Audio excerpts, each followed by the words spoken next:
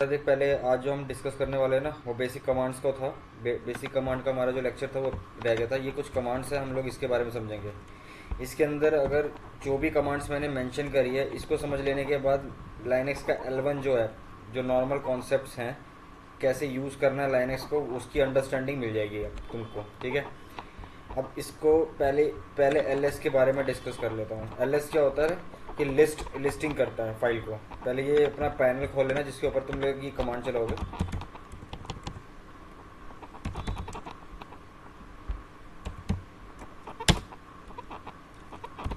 ठीक है, अब मैंने ये टर्मिनल खोल रखा है जिसके ऊपर मेरा कंसोल है। रेड हैट की इमेज है मेरे पास इसके अंदर। मैं इसके अंदर तुम्हें दिखा देता हूँ इसके अंदर इमेज कौन सी पड़ी है।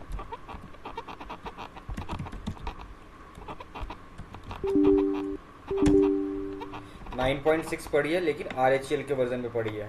ठीक है, उबंटू और फ्लेवर्स के बारे में मैंने डिस्कस किया था, उसके अंदर कुछ चीज़ें चेंजेस मिलेगी जो साथ साथ इसमें मैं समझाता चलूँगा। ठीक है, अभी इसके पहले LS के बारे में डिस्कस करते हैं। LS क्या होता है? LS तुम्हारा लिस्टिंग करता है। लिस्टिंग क्या करता है? तुम्हारे पास जिस प्रेजेंट डायरेक्टरी में तुम अभी अवेलेबल हो, ये PWD जैसे मैं इस रूट के अंदर अवेलेबल हूँ, इस डायरेक्टरी के अंदर जितना भी डेटा अवेलेबल है मेरे पास, डायरेक्टरी हो, लिंक हो या कुछ भी हो, वो डेटा मुझे शो करेगा। अभी जैसे मैंने LS मारा, अब यहाँ पे ब्लैंक आ रहा है। ब्लैंक का मतलब क्या है कि इसके अंदर अभी कोई भी ना डायरेक्टरी, ना फिर कोई फाइल और ना ही कोई और आउटपुट इसमें अभी अवेलेबल है। लेकिन अगर मैं LS-L ये करता हूँ तो इसके अंदर मल्टीपल फाइल का डेटा दिखाई देने लग गया। जैसे कि ये इस तरीके से, मतलब इसके अंदर कंटेंट्स पड़े हैं। इसके अंदर अगर तुम देखोगे तो कुछ चीज़ें इस तरीके से दिख रही है, जैसे हाईलाइटेड कलर में लिब LS-L का मारा, LS-नो मारा तुमने स्लैश। तो मैंने LS-L नहीं बोला ना, मैंने बोला कि LS मारना है। LS मतलब लिस्टिंग करना है।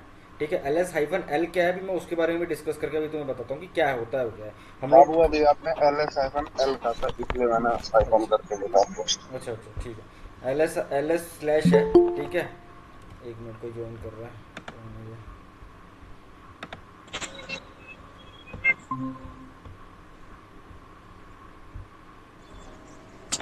ठीक है, LS मार रहे हैं। LS करके LS स्लैश कर रहे हैं। LS स्लैश का मतलब क्या है कि स्लैश रूट से ये डायरेक्टरी को फेच कर रहा है।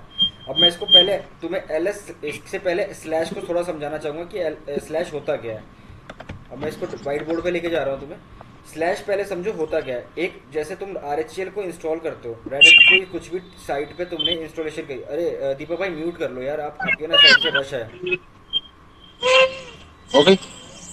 आप म्यूट म्यूट म्यूट मार दो, म्यूट कर लो। ठीक है, अरे क्या हो गया, चली गई क्या? ठीक है, अबे ओ भाई, रहने दे, ऐड मत कर।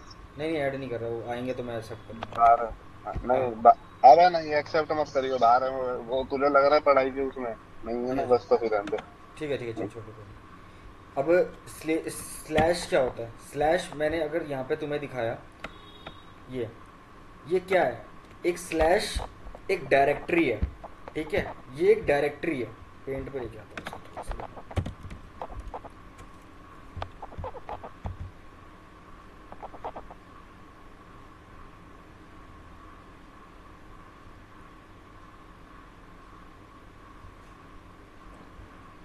हाँ, अब मैंने क्या बताया कि स्लैश होता है। स्लैश क्या है? एक डायरेक्टरी है।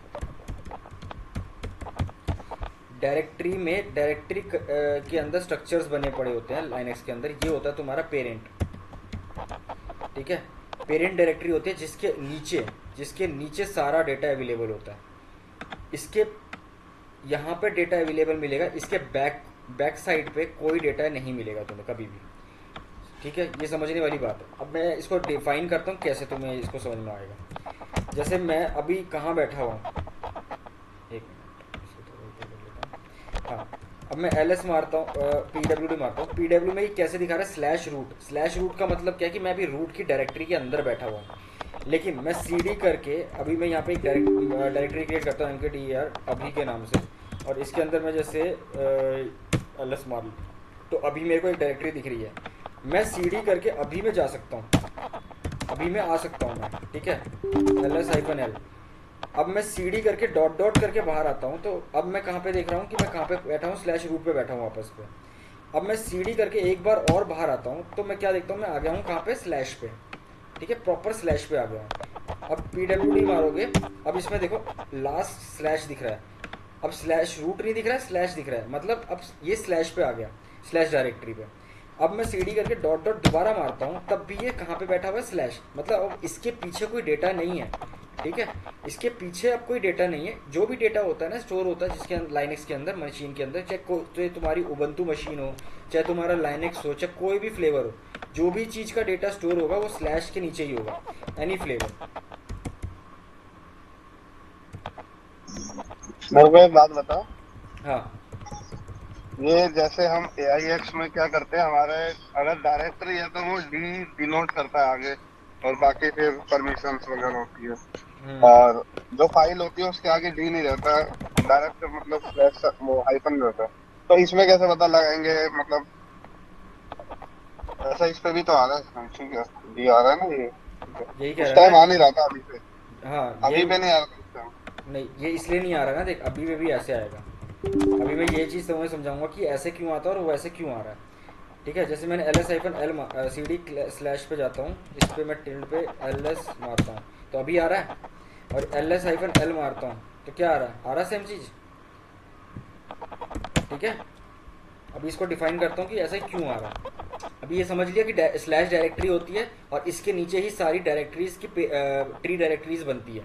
ट्री डायरेक्टरी में क्या क्या इंक्लूड हो जाता है तुम्हारा, जैसे कि इसके नीचे तुम्हारा डेटा इंक्लूड हो जाता है तुम्हारा /etc। ठीक है, /etc /lib /var /usr /dev। अभी इसके बारे में डिस्कस करेंगे, फाइल सिस्टम जब हम पढ़ेंगे ना कभी, तो उसके बारे में डिस्कस करेंगे कि ये सब क्या क्या होते हैं और इन सब का रोल क्या होता है लाइनेक्स के अंदर। इसके अंदर यूँ समझ लो कि कुछ भी चीज़ बिना मतलब नहीं बनाई गई है, कुछ ना कुछ चीज़ें बनाई रखी गई है किसी ना किसी पर्पज़ की वजह से। /mnt /proc तुम्हारा, और रन भी होगा शायद इसके अंदर, एक मिनट, / के ऊपर, हाँ बूट हो गया तुम्हारा, और क्या पड़ा इसके अंदर, डेव EFI, ये भी EFI तुम्हारा बूट के साथ है, इस ETC बता दिया, होम /home है, /root है, लिब हो गया, मीडिया है /media। ठीक है, ये /sys हो गया। मतलब ये कुछ ऐसे स्ट्रक्चर्स हैं जो इसके अंदर तुम्हें मिलेंगे। अब इन सब का अपना अपना एक रोल स्ट्रक्चर है, कुछ ना कुछ काम ये लोग कर रहे हैं, लेकिन ये बनते कहाँ हैं, ये बनेंगे तुम्हारे इसी डायरेक्टरी पे। समझ रहे हो, कहाँ पे बनेंगे, इसी पे, इस पे ही बनेंगे, इसके ऊपर ही बनेंगे, इसके बाद, इसके पीछे कहीं कुछ नहीं बना सकते आप कभी भी, इसके पीछे कोई डेटा अवेलेबल नहीं होता, याद रखना। ठीक है, समझ में आया इस चीज़ का मैटर। हेलो, हाँ समझ गया। ठीक है, अब जैसे कि मैंने LS की डिस्कशन की बात करी, अब LS में मारता हूँ तो LS में अभी आ रहा है, अभी LS सिर्फ जब लिस्टिंग करता है, LS/ मारता हूँ तो सिर्फ लिस्टिंग करता है। उसके अंदर LS के अंदर क्या डेटा आएगा कि उसके अंदर डेटा दिखाएगा, लार्ज फॉर्मेट में नहीं दिखाएगा। ठीक है, अब लार्ज फॉर्मेट में कैसे क्या होता है ये समझते हैं। अब LS के साथ साथ कुछ चीज़ होती है ऑप्शंस, यहाँ पे मैं एक बार तरीके दिखाता हूँ। एक होता है कमांड, फिर उसके बाद होता है ऑप्शन, फिर उसके बाद होता है कमांड हो गया, ऑप्शन हो गया, और ऑप्शन के बाद तुम्हारा फाइल होती है, या तो फाइल नेम, डायरेक्टरी नेम कह लो या तो। ठीक है, और उसके बाद तुम कंडीशंस देते हो।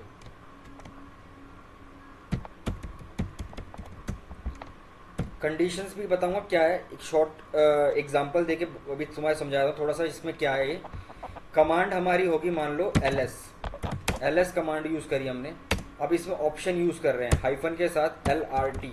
ठीक है, ये हमारा सेकंड क्या है, ऑप्शन है। पहली क्या कमांड है, सेकंड क्या है, हमारा ऑप्शन है। फिर हम देते हैं फाइल नेम अभी को। ठीक है, फाइल नेम या डायरेक्टरी जो भी है हमारी उसको बताएंगे अभी, और उसके बाद हम देंगे कंडीशन। कंडीशन में हम कि हम कोई डेटा ग्रैब करना चाहते हैं तो ग्रैब, -i और उसकी कंडीशन, मतलब कुछ भी फाइल का नाम, नेम या कुछ भी चीज़ जो तुम ग्रैब कर रहे हो। ये लास्ट क्या है, पाइप के बाद ये कंडीशंस हो गई। कोई भी कमांड तुम लाइनेक्स में रन करते हो या किसी भी लाइनेक्स के इंफ्रास्ट्रक्चर के किसी भी पार्ट में तुम कोई भी तरीके से रन करते हो, तो उसके अंदर सबसे पहली बात याद रखना कि स्ट्रक्चर सिर्फ यही फॉलो होता है, ठीक है। पहले सबसे पहले कमांड आएगी, एक मिनट, सबसे पहले कमांड आएगी, ये याद रखना। फिर कमांड के ऊपर ऑप्शंस होते हैं हमेशा, और सभी कमांडों के अपने अपने ऑप्शंस होते हैं अलग अलग, ठीक है। और ऑप्शंस के ऊपर हम लोग बताते हैं कि भाई ये डायरेक्टरी इंडेक्स किसका है, किसका ऊपर हम लोग ये टास्क परफॉर्म कर रहे हैं, ठीक है। फाइल के ऊपर या किसी डायरेक्टरी के ऊपर वो चीज़ हम बताएंगे। कंडीशंस के ऊपर खेलना होता है, मतलब कि कंडीशंस हम लगाएंगे कैसे कि हमें आउटपुट का आउटपुट चाहिए, कि मतलब हमें एक आउटपुट निकला है, उस आउटपुट के ऊपर कोई कंडीशंस लगा के उसका आउटपुट भी चाहिए उस तरीके से फॉर्मेट में। जैसे लाइक मैं तुम्हें अभी ये समझाता हूँ कि ls- मैंने निकाला ls-lrt। अब इसका आउटपुट क्या निकाला के दिया इसने, कि मुझे इसने परमिशंस दिखा दी, इसने मुझे कुछ नंबर्स दिए हैं, ये भी मैं समझाऊंगा क्या है, इसने मुझे ऑनरशिप बताई, इसने मुझे ग्रुप बताया, इसने मुझे डेट भी बताया कि कब ये क्रिएट हुआ, इसने मुझे टाइम बताया कि इसने टाइम भी कब बनाया ये डायरेक्टरी, ठीक है। अब मैं कहता हूँ कि ls के ऊपर मेरी कंडीशंस लगानी है। कंडीशंस में क्या लगाना है, मैं कहता हूँ कि भाई मुझे इसमें कुछ डेटा काटना है, ऑक मैं मान लो यूज़ कर रहा हूँ, ये भी हम बाद में पढ़ेंगे कि जब चीज़ें हम लोग एडवांस में जाएंगे तो ऑक वगैरह क्या होता है बाद में इसमें समझेंगे। अब मैं इसको कंडीशन दे रहा हूँ कि भाई एक चीज़ प्रिंट करने के लिए मुझे डेटा चाहिए,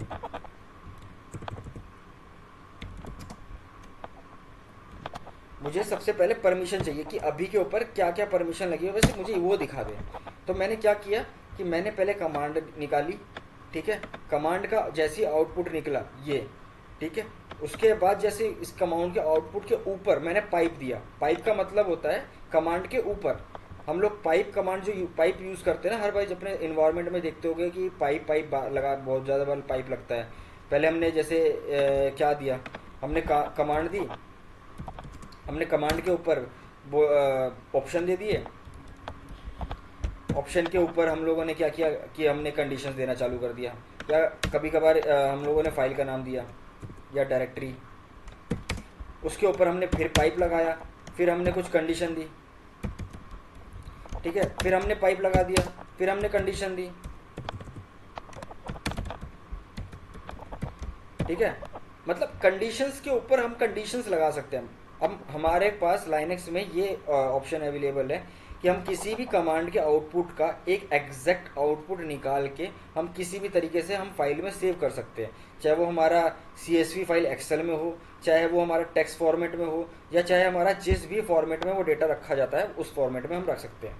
ये सारा फॉर्मेट सब कमांडों के साथ फॉलो होता है। अब जैसे कि मैं अपनी स्ट्रक्चर में दिखाता हूँ। अब ls के बाद -l है, क्या है ये, ऑप्शन है। अब ls के बाद ls-a है, ये क्या है, सेकंड ऑप्शन है। अब इसके अंदर cd के साथ डायरेक्टरी है। अभी इसमें कंडीशन क्या फॉलो हो रही है कि कमांड यूज़ हो रही है, कमांड के बाद सीधा फाइल नेम यूज़ हो गया। अभी इसमें ऑप्शंस यूज़ नहीं हुए, लेकिन ऐसा नहीं है कि cd के पास ऑप्शन अवेलेबल नहीं है, cd के पास भी मल्टीपल ऑप्शन अवेलेबल है। cd के साथ हम लोग क्या क्या यूज़ कर सकते हैं वो अगर आपको देखना है तो जैसे हम लोग, मैं पहले नॉर्मल बेसिक बताता हूँ। रिकर्सिव यूज़ कर सकते हैं, परमिशन यूज़ कर सकते हैं, वेयरबॉस यूज़ कर सकते हैं, ठीक है। अब ये कैसे आपको मेरे को कैसे पता कि भाई यही चीज़ है कंडीशंस इसके साथ लगनी है, तो कभी भी चेक करना है। मैन कमांड होती है हर किसी कमांड की, मैन कमांड करके CP करोगे किसी भी कमांड को लेकर, चाहे तुम्हारा डेटाबेस हो, चाहे किसी भी कमांड का कोई भी स्ट्रक्चर हो, उसके साथ एक मैनुअल पेज मिलता है जिसके अंदर आप ये देख सकते हो कि A- लगाने पे ये क्या काम करेगा, ठीक है, B लगाने पे ये क्या काम करेगा। मैनुअल पेज आपको ये बताएगा, ठीक है। अभी जैसे मैंने ऑप्शन क्या क्या दिए थे यहाँ पे, -rpv। अब मैं -r देखता हूँ इसके अंदर r क्या कह रहा है वो, एक मिनट, r ये देखो r आ रहा है। मैं चाहे कैप्स में r लगाता चाहे स्मॉल में, ये मेरे को कहता है रिकर्सिव। रिकर्सिव का मतलब क्या है कि डायरेक्टरी के अंदर डायरेक्टरी, कॉपी डायरेक्टरी रिकर्सिवली, मतलब वो डेटा रिकर्सिवली कॉपी हो जाएगा। अब मैंने -p भी यूज़ किया। अब p के वैसे यहाँ पे परमिशन है, ये नीचे ऊपर ये पी सेम क्या है, परमिशन, परमिशन, जैसी परमिशन उस डायरेक्टरी को पहले दी हुई है वैसी ही परमिशन उसे मिल जाएगी। ठीक है, अब ऑप्शंस मैंने बता दिए कि भाई परमिशंस में मिलेगा, लेकिन ये कंडीशंस आप दो तरीके से यूज़ कर सकते हो। ऑप्शंस को आप ज़रूरी नहीं है कि ऐसे ही यूज़ कर सकते हो, आपके पास यूज़ करने के लिए ऑप्शंस को दो तरीके होते हैं। पहला तरीका जैसे मैं यहाँ पे बताता हूँ, आपने मान लो लगाया CP, कॉपी कमांड लगाई, कॉपी के ऊपर आपने लगाया -R, फिर आप लगाते हो -P, फिर लगाते हो -V, तो आप कमांड के ऊपर कमांड, मतलब इस तरीके से ऑप्शंस भी आप दे सकते हो किसी कमांड को, आप इस तरीके से भी दे सकते हो। और दूसरा तरीका है कॉपी लगा के एक बार हाइफन लगाना है और RPV, ये तीनों ऑप्शन एक साथ यूज हो जाएंगे इस फाइल पे। ठीक है, ये स्ट्रक्चर है हर कमांड में।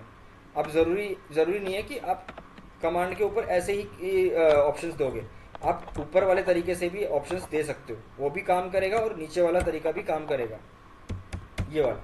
ठीक है, दोनों कंडीशंस काम करेगी सभी कमांडों पे। अब LS आपने समझा, LS में आपने अब आपको देखना, जैसे कि मान लो कमांड्स में LS क्या क्या काम करता है। LS मैनुअली पेज खोलना, मैनुअली LS।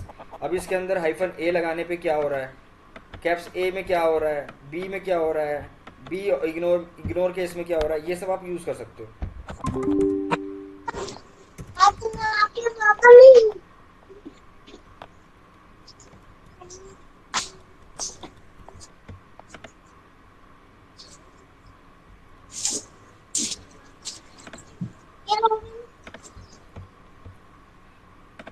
ठीक है, अभी इसके अंदर मैं अभी बता दिया LS क्या है, मैनुअली पेज में LS है। अब मैंने कुछ ऑप्शंस आपको बताने वाला हूँ, थोड़ा इसमें फोकस करना।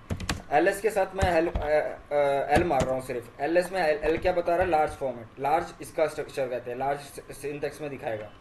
LS के साथ -LA मारता हूँ, तो A का मतलब क्या है, ये बेसिक वो कमांड्स बता रहा हूँ जो आपके इन्वायरमेंट में जब आप काम करोगे तो आपको थोड़ा डेली बेसिस पे यूजेस मिलते रहेंगे।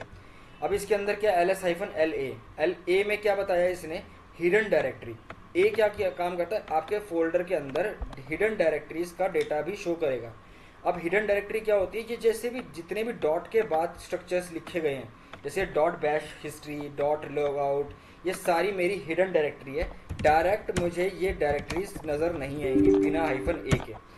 ठीक है, अगर मुझे हिडन कहीं की भी डायरेक्टरी देखनी है तो LS-A लगाना ही पड़ेगा, उसके बाद आपको उस डायरेक्टरी का जितना भी डेटा ऑफ कंटेंट है हिडन का वो भी शो होगा। ठीक है, अब LS-LRT लगाते हो आप लोग कई बार। LS-LRT का मतलब क्या है, LS-LRT का मतलब है लिस्ट रिकर्सिव टाइमिंग। टाइमिंग मतलब जैसे ये आउटपुट निकला है, अब मैं mkdir एक और फाइल बना देता हूँ तुम्हारे सामने, mkdir और test1 के नाम से। अब इसकी टाइमिंग क्या है, 16:04 पे आ रही है। अब मैं इसको LS-LRT मारता हूँ तो पहला डेटा ऊपर आ रहा है, उसके बाद नीचे आ रहा है, वो भी रिकर्सिव फॉर्मेट में। अब इसकी जगह मैं ऐसे मारता हूँ तो क्या कह रहा है, रिकर्सिव नहीं कर रहा, मतलब रिवर्स फॉर्मेट नहीं कर रहा, सॉरी रिकर्सिव बोल दिया मैंने बाय मिस्टेक, ये रिवर्स है कि नीचे से ऊपर के लिए। ठीक है, अब पहला डेटा इसने देखो ऊपर की तरफ दिखा दिया जब मैंने -R नहीं लगाया, तो वैसे ही जब मैं -R लगा रहा था तो पहला डेटा, पुराना डेटा पहले ऊपर दिखा रहा है और नया डेटा आखिरी में दिखा रहा है। ठीक है, ये फॉर्मेट है स्ट्रक्चर LRT का। अब LRT के अलावा आपके साथ आपके पास अलग अलग कंडीशंस और होती हैं। LS- जैसे कि मैं अभी रिमेंबर करूँ, A बता दिया, LS-L बता दिया, और कुछ कैसे हाँ R। अगर आप कहीं बैठे हो एक फाइल के अंदर, उसके बाद आप ये देखना चाहते हो कि मल्टीपल फाइल्स के अंदर मल्टीपल फाइल्स बनी पड़ी है, जैसे मैं एक डायरेक्टरी क्रिएट करता हूँ mkdir-p/test2 के नाम से, उसके अंदर test3, उसके अंदर test4, मैंने मल्टीपल डायरेक्टरी बनाई। लेकिन जब मैं LS-L मार रहा हूँ तो मुझे यहाँ पे दिख रहा है। कई बार इन्वायरमेंट में क्या होता है कि एक डायरेक्टरी के अंदर डायरेक्टरी, डायरेक्टरी के अंदर डायरेक्टरी, एंड डायरेक्टरी के अंदर मल्टीपल डायरेक्टरीज हो जाती हैं। तो उसके लिए कई बार हमारे पास कुछ टीम की तरफ से या किसी की तरफ से हमारे पास एक कॉल आती है कि भाई मुझे ये डेटा निकालना है, एग्जैक्ट इस लोकेशन पे है या नहीं है मुझे नहीं पता। अब मैं बार बार हर लोकेशन पे जाके, जैसे मैं टेस्ट पे जाके चेक कर रहा हूँ, test1 में जाऊँगा फिर मैं देखूँगा, test2 में जाऊँगा फिर देखूँगा, तो मल्टीपल मेरे पास टाइम कंज्यूमिंग मेरे पास वर्क हो जाएगा। लेकिन लाइनक्स क्या कहता है कि मेरे पास तुम्हारे लिए सोल्यूशन है कई तरीकों से चीज़ें डेटा फैच करने के लिए। तो अब एलएस के अंदर भी तुम्हारे पास एक ऑप्शन है -R। जैसे ही मैं ये /R मारता हूँ तो आप क्या देखोगे कि मेरे पास डायरेक्टरी बता रहा है, डायरेक्टरी के अंदर डेटा बता रहा है। अभी यहाँ पे शायद डेटा क्रिएट नहीं हुआ, ये test3 वहाँ पे स्लैश पे चला गया, सॉरी यहाँ पे चला गया, अब स्लैश। अभी मैंने गलती क्या करी है कि ये डेटा जो बन गया mkdir वो मेन पेरेंट डायरेक्टरी पे बन गया। अभी जो मैंने यहाँ पे पेरेंट पे समझाया था ना, एक मिनट दिखा देता हूँ।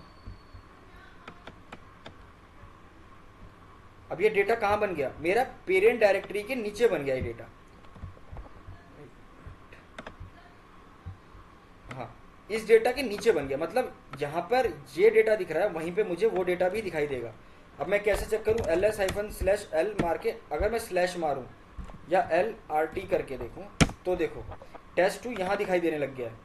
तो ये कई बार हमारे इंफ्रास्ट्रक्चर में हम लोग गलती भी करते हैं कि भाई हम लोग ये ध्यान नहीं देते, जैसे mkdir मारते हैं और हम लोग स्टार्टिंग में स्लैश लगा देते हैं, कई बार हम लोग स्लैश लगाना भूल जाते हैं।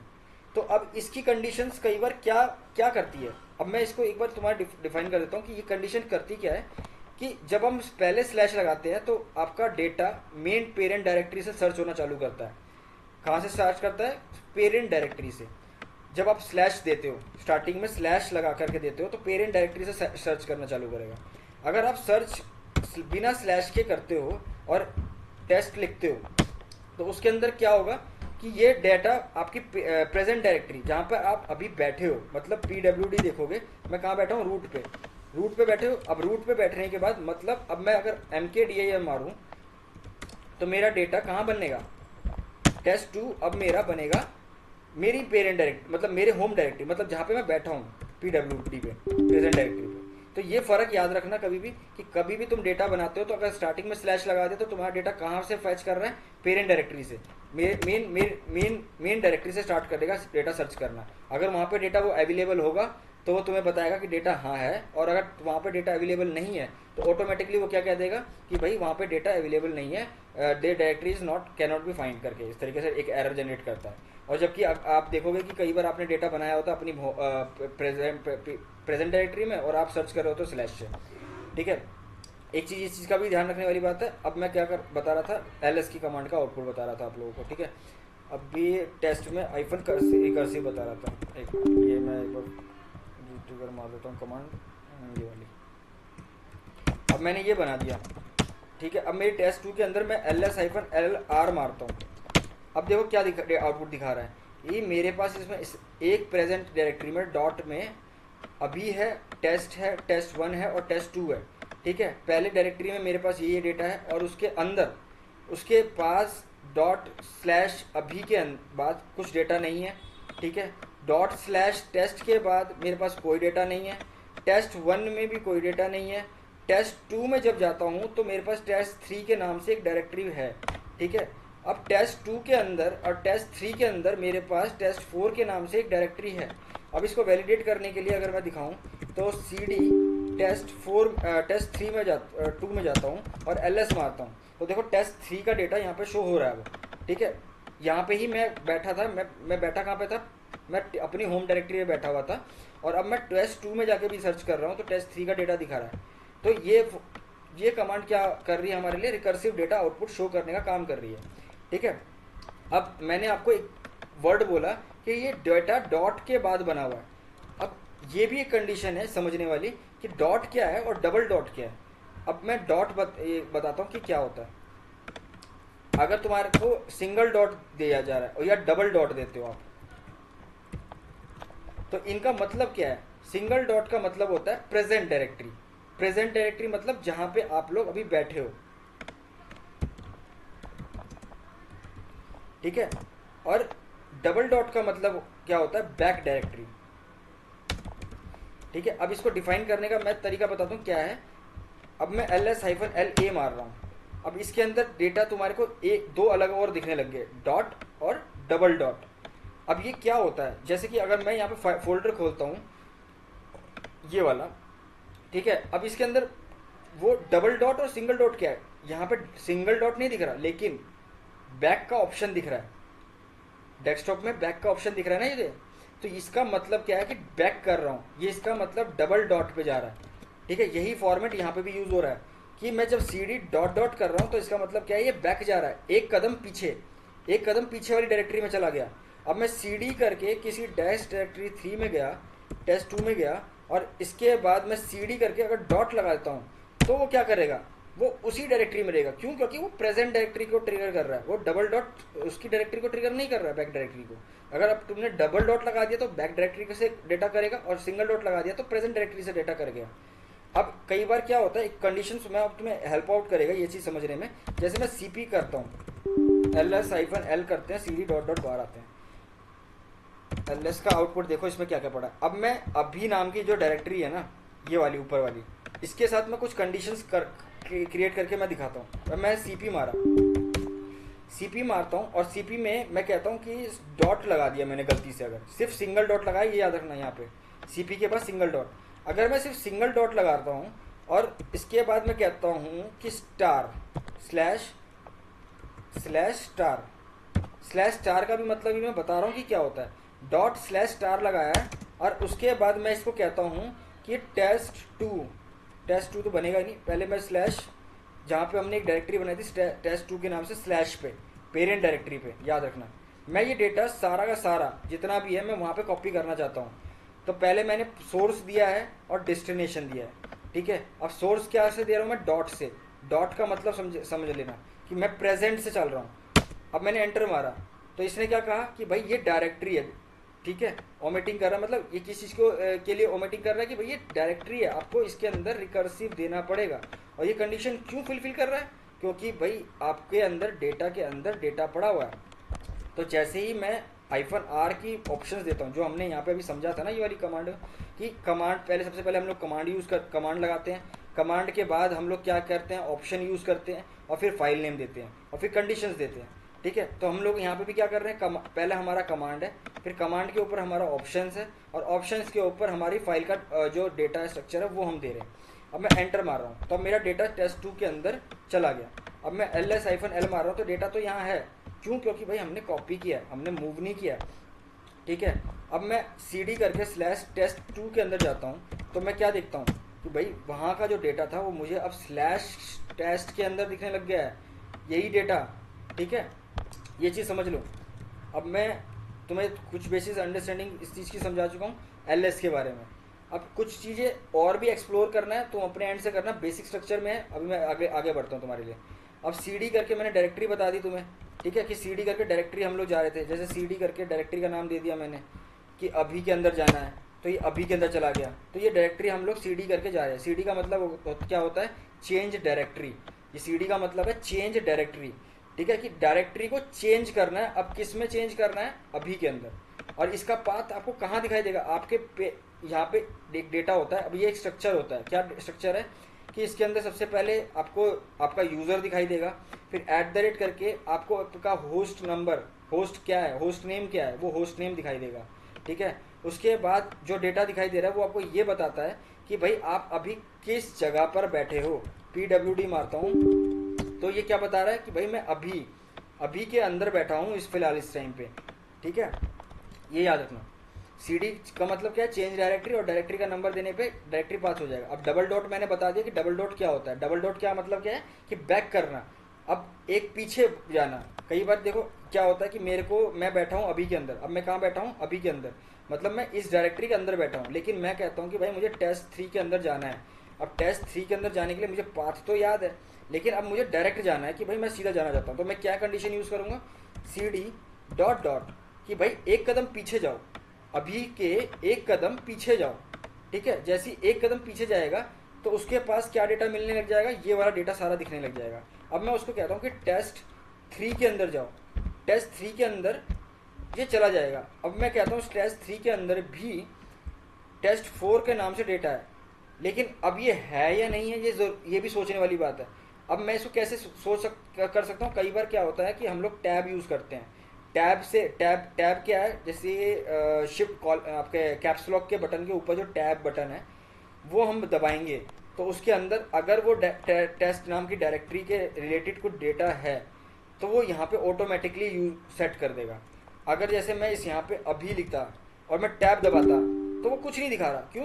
टैब टैब दबा रहा हूँ मैं, अभी मैं दबा रहा हूँ टैब, लेकिन ये क्या कर रहा है? कुछ डेटा दिखा नहीं रहा। क्यों? क्योंकि मेरे पास टेस्ट 3 में अभी नाम से कोई डेटा अवेलेबल नहीं है। ठीक है, अब कई बार सी डी टेस्ट 3 के अंदर मैं जाता हूँ और मैं इसके अंदर टेस्ट 4 बना हुआ है ना, तो मैं इसके अंदर क्या करता हूँ, MKDAR मैं टेस्ट के नाम से कुछ और डायरेक्ट डेटा बना देता हूँ। ठीक है, ओके, एक मिनट बंद तो पड़ा है, फाइल एग्जिस्ट हो गई बस। अब देखो यहाँ पे क्या, अब बढ़ा के दे ना, बढ़ा के दे। क्या हो गया? तूने 4 तक तो बना रखी थी ना, इसलिए ऑलरेडी नहीं वो बन गया, वो उसने एरर दे दिया कि वो 4 वो बनी पड़ी थी, तो उसने चौथा नहीं काउंट किया। ठीक है, इसलिए उसने बाकी बना दिया उसने। ठीक है, ऑलरेडी बना दिया, इसलिए अब वो फाइल एग्जिस्ट करने लग गया दोबारा। ठीक है, अब देखो इसके अंदर क्या है, मेरे पास टेस्ट के नाम से मल्टीपल डेटा दिखने लग गया है। अब मैं एक कदम बाहर आता हूँ और मैं इसको क्या कहता हूँ कि भाई अभी एक बार मैं वापस CD/अभी से अभी के पास जा रहा हूँ।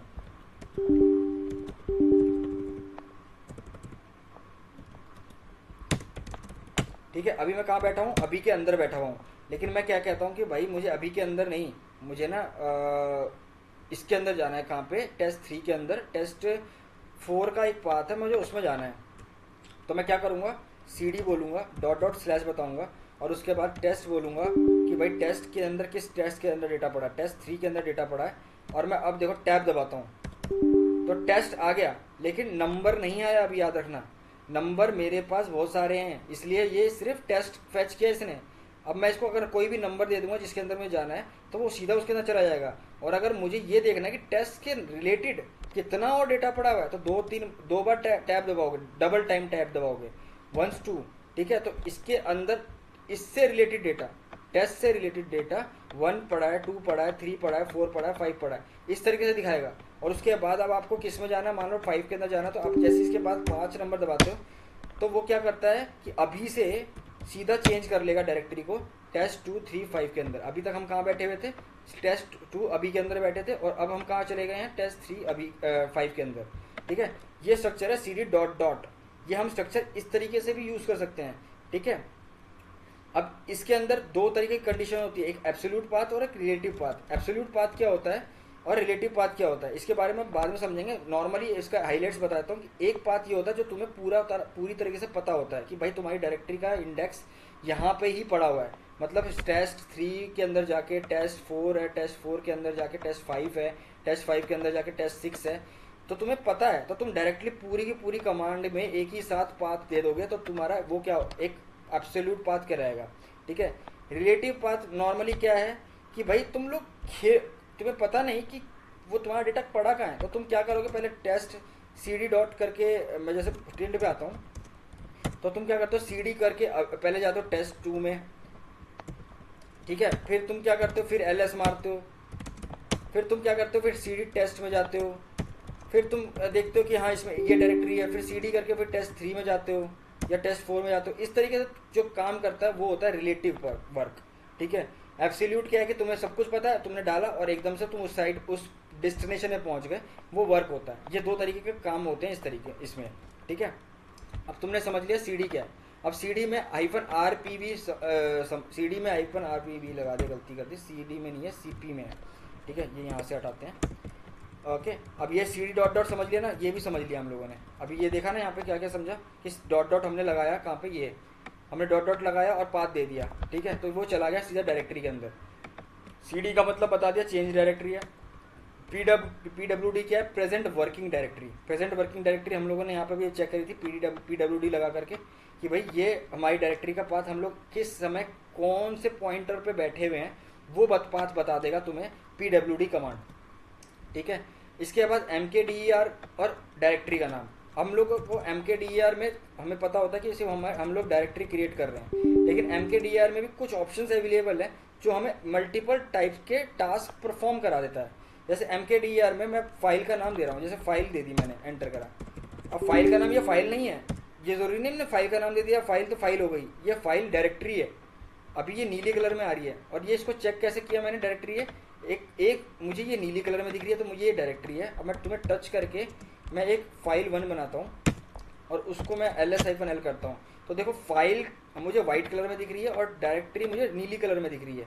और इसको एक तरीका से तो देखने का तरीका तो ये है, और दूसरा पहचानने का तरीका है कि भाई इसके स्टार्टिंग में डी लगा हुआ है मतलब डायरेक्टरी है, और इसके स्टार्टिंग में हाइफन लगा हुआ मतलब ये टेक्स्ट है। ठीक है, तो पहचानने का एक तरीका ये भी है इस फाइल को। ठीक है, अब डायरेक्टरी लगा दी मैंने dir। अब कई बार लोगों को लगता है कि mkdir में सिर्फ यही स्ट्रक्चर है कि mkdir लगाया और फाइल हमने डायरेक्टरी का नाम दे दिया। ठीक है, बट इसके साथ साथ कुछ कंडीशंस भी हैं। एक कंडीशन है -p। -p क्या कर रहा है, पेरेंट में पेरेंट बना कर है ये, मतलब कि स्लैश फाइल के अंदर स्लैश अभी स्लैश टेस्ट, ये मैं अभी कंट्रोल C मार रहा हूँ तुम्हें दिखाने के लिए। ये कमांड जो मैंने डाली है, क्या ये पाथ वहाँ एग्जिस्ट करता है कि भाई ये टेस्ट बना देगा, वहाँ पे टेस्ट डायरेक्टरी बनाएगा। अब मैं CD करके फाइल में तो चला गया। ठीक है, अब फाइल के अंदर मैं ls मारता हूँ तो भाई यहाँ पे तो कोई डेटा है नहीं, समझ रहे हो। तो अब मैं अभी का डेटा नहीं है। अगर मैं यही कमांड तुम्हारे सामने बिना -p के यूज करके दिखाता हूँ,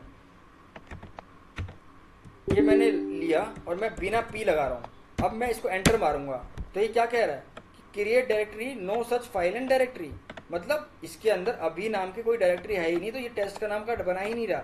लेकिन अब जैसे ही मैं इसमें -p लगाता हूँ तो ये क्या करेगा, ऑटोमेटिकली जो डायरेक्टरी अवेलेबल नहीं है वो भी बनाएगा, और प्लस उसके अंदर जो बनाना है वो डेटा भी बनाएगा। तो मैं जैसे एंटर करता हूँ तो देखो अब एरर नहीं आया, और मैं अब ls-l करता हूँ तो इसने क्या किया है कि ये डेटा सॉरी एक गलती हो गई, ये स्लैश लगा दिया फिर से मैंने। ठीक है, एक मिनट, ls-cd करके मैं बाहर आता हूँ पहले फाइल से, ये आ गया। ठीक है, अब मैं वो कमांड दोबारा चला देता हूँ और स्लैश हटा देता हूँ। अब मैं इसके अंदर चला रहा हूँ एंटर करके, इसने क्या किया कि भाई ये फाइल अब अवेलेबल हो गई। अब कैसे अवेलेबल हो गई, अब मैं इसके अंदर फाइल में जाता हूँ CD अभी के अंदर, और CD अभी कह रहा हूँ फाइल के अंदर जा रहा हूँ और ls-l मारता हूँ, तो क्या देख रहे हो कि भाई अब अभी ऑटोमेटिक बन गई है। और अभी के अंदर जाता हूँ कि अगर मैं, तो इसके अंदर टेस्ट नाम की डायरेक्टरी भी बन गई है। तो मतलब p के ऊपर पेरेंट का काम होता है, मतलब क्या है कि जो डेटा नहीं है वो डेटा भी बना दो। आप उसको ये कंडीशंस दे रहे हो mkdir में। ठीक है, कि डायरेक्टरी बनाते समय ये डेटा अगर अवेलेबल नहीं है इन केस, तो आप उसको बना दो और उसको प्रोसेस कर दो, और उसके बाद मेरी जो मेन डेटा है फिर उसको भी बना दो। ठीक है, उसके ऊपर जिस तरीके से मैंने कमांड दी है। ठीक है, तो -p है। अब mkdir में कई बार है कि सिर्फ p ही नहीं और भी वर्क होते हैं। जैसे कि मैं कई बार क्या करता हूँ कि ये जो परमिशन है ऑनर, ये परमिशन दे रखी है। अभी परमिशन मैं आपको अभी बताया नहीं है तो शायद आपको पता नहीं चलेगा, बताऊंगा तो थोड़ी देर में तो समझ में आएगा। अभी परमिशन का खेल नहीं है। अब मैं क्या बता रहा था कि mkdir में mkdir के अंदर -मोड है। -m क्या काम कर रहा है, मोड का। मोड में जैसे ही मैं 777 परमिशन देता हूँ, ठीक है, और मैं इसको कहता हूँ कि एक के नाम से एक डायरेक्टरी बनाए, जैसे ही मैं एंटर करता हूँ तो ls-l मारता हूँ, तो अब क्या देखते हो कि इसको ऑटोमेटिकली डायरेक्टरी तो बनी, साथ में इसको परमिशन भी मिल गई। और क्या परमिशन मिली, मैंने जो इसको परमिशन दी थी 777। अब 777 क्या होता है परमिशन, वो मैं बाद में समझाऊंगा अगर नहीं पता है तो। बाकी जिसको पता है 777 क्या है, तो वो 777 की परमिशन इसे यहाँ मिल गई है। ठीक है, और एक कलर भी चेंज हो गया। लाइनेक्स के अंदर क्या होता है कि भाई आपको कलर चेंज मिलता है, कलर इंटरफेस मिलता है, जिसके अंदर फुल परमिशन होगी ना उसके अंदर ऐसे हाईलाइट होकर आने लग जाएगा अपने आप ही। ठीक है, अभी ये वाली वीडियो रोक करके अब आगे का प्रोसेस मैं समझाता हूँ कि अब RM वगैरह क्या है।